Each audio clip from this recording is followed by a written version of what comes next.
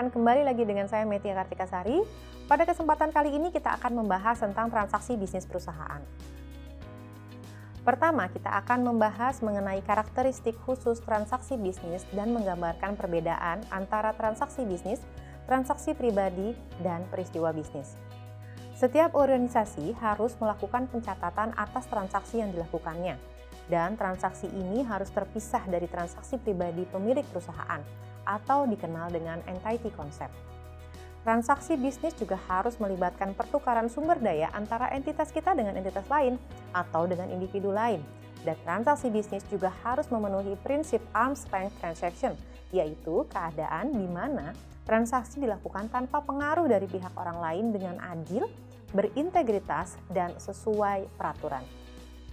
Transaksi bisnis harus dibedakan dengan transaksi pribadi, di mana transaksi pribadi tidak melibatkan pertukaran barang antara entitas dan pihak lain.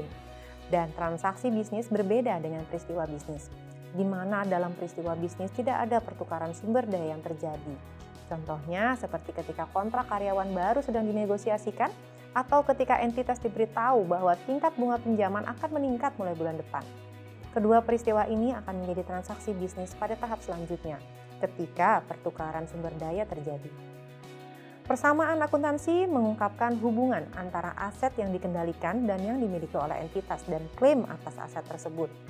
Apakah itu oleh dana luar yang dikenal sebagai liability atau kewajiban, atau melalui dana di dalam perusahaan, dikenal sebagai equity of the business atau ekuitas bisnis. Setiap transaksi bisnis akan memiliki efek ganda yang dikenal dengan konsep dualitas. Konsep dualitas berarti bahwa setiap transaksi dipengaruhi persamaan akuntansi sehingga persamaan tetap seimbang. Persamaan akuntansi mengungkapkan hubungan antara aset yang dikendalikan dan dimiliki oleh entitas dan klaim terhadap aset tersebut. Akibatnya, persamaan akuntansi tetap seimbang setelah setiap transaksi bisnis dicatat dalam jurnal atau buku besar entitas. Sebagai contoh, untuk kontribusi modal yang diberikan pemilik, efek gandanya adalah peningkatan akun kas dan peningkatan akun modal. Dalam persamaan akuntansi, hal ini akan digambarkan dengan peningkatan aset dan peningkatan ekuitas. Kemudian, akuntan menyiapkan lembar kerja akuntansi. Lembar kerja ini merangkum dualitas yang terkait dengan setiap transaksi bisnis. Jumlah kolom memberikan dasar untuk penyusunan laporan keuangan. Informasi dalam kolom laba rugi akan digunakan untuk menyusun laporan laba rugi, dan laba rugi akan dipindah ke bagian ekuitas pada neraca pada akhir periode pelaporan. Informasi pada kolom aset, kewajiban, dan ekuitas akan menjadi dasar pembuatan laporan neraca. Informasi akuntansi dapat ditangkap secara efisien dan efektif melalui penggunaan jurnal dan akun buku besar. Jurnal adalah buku yang mencatat setiap transaksi bisnis yang menunjukkan sumber dokumen yang berurutan. Transaksi yang sering terjadi seperti penerimaan kas dan pembayaran kas dicatat dalam jumlah.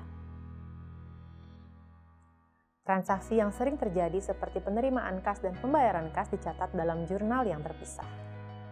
Akun buku besar dapat digunakan sebagai pengganti jurnal atau untuk mencatat informasi yang diringkas dari jurnal. Baik akun jurnal dan buku besar merangkum dan mengklasifikasikan informasi sehingga memungkinkan laporan keuangan lebih mudah untuk disiapkan. Terkadang pencatatan aset tidak berimbang antara hutang dan modal. Ini bisa menjadi bukti terjadinya kesalahan. Akuntan harus melakukan pengecekan ulang atas transaksi yang dilakukannya agar tidak menimbulkan kesalahan pencatatan transaksi.